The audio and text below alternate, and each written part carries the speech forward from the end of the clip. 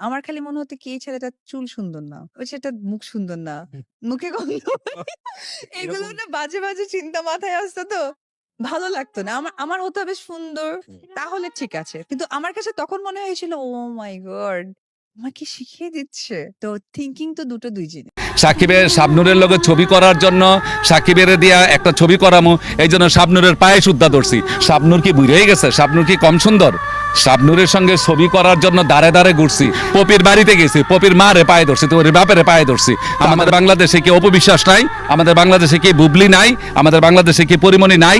মাহিয়া নাই? তারা অনেক সুন্দর। আপনার অনেক নায়িকা আপনার সহকর্মী হিসেবে কাজ করেছেন। প্রিয় নায়িকার কথা আমরা জানতে চাই, আপনি কার কথা বলবেন? প্রিয় নায়িকা তো অনেকেই আমার প্রিয় নায়িকা।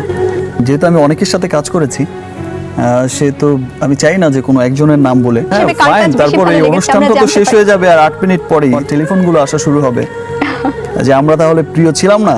Stop it. বাংলাদেশে একটা জিনিস খুব অবাক লাগে, শাকিব খানকে এখনো নায়ক ভাবা হয়। কাজী মারুফকে বলা হয়নি এমন কোন কথাটা আজকে বলতে চান? মারুফ দেখতে তুমি নায়কের মতো না। আমি আমার সাথে সানি লিওনেরও মিল পাই। ডিফারেন্ট ক্যাটাগরি, ডিফারেন্ট একটা দেশ এবং বয়সের ব্যবধানও তো অনেক। আমি দিঘি, আমি বড় হয়েও দিঘি, আমি শিশু শিল্পীও দিঘি, এবং আমি সামনে দিঘিই থাকবো। এই অনুষ্ঠানটা তো শেষ হয়ে যাবে আর 8 মিনিট পরেই টেলিফোনগুলো আসা শুরু হবে যে আমরা তাহলে প্রিয় ছিলাম না। Stop it. যদি প্রিয় নায়িকার কথা আমরা জানতে চাই, আপনি কার কথা বলবেন?